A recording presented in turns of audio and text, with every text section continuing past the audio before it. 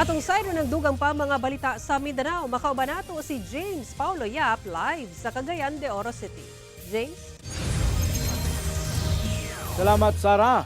Gawasan na sinating linog, laing 15 sab ka magbanay ang apektado. Human nasunog ang 14 ka panimalay sa General Santos City.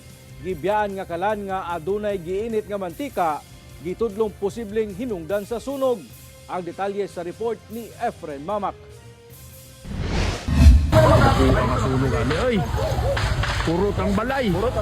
Nagkaguliyang kini mga residente human miulbo ang dakong kalayo sa pipila ka kabalayan sa Purok Lanoy, Barangay Kalumpang, General Santos City pasado alas 4 Martes sa hapon.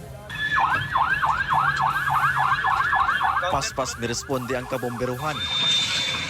Kuaning manok ko. Sa fire scene, nakaharang pa kining binuhi nga manok nga anaa sa kulungan. Nadeklarang fire out ang sunog human ang halos usa ka oras. Human ang sunog, mitambad na ang 14 ka mga balay nga naabo. Kaligtas mi sa linog, pero sa sunog, wadyo kaligtas. Si Emily Kabanakan, naguol sanglit iyang mga importanteng dokumento. Nasunog sab. Sumala pa niya, nagsugod ang sunog sa usa ka panimalay kung asa dunay bata ang gibiyaan ang kalan nga dunay mantika. Pagbalik, gisabuagan niini og tubig ug didto na nagsugod ang kalayo. Kabiyaan daw na naanay kayo, mantika niya, wala na, nagpalit pag itlog. Apan ginaimbestigahan pa kini sa BFP, lakip na ang kinadabuk ang danyo sa insidente.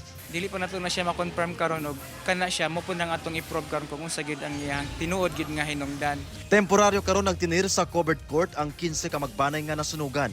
Gihatagan na kini og paunang hinabang sa LGU.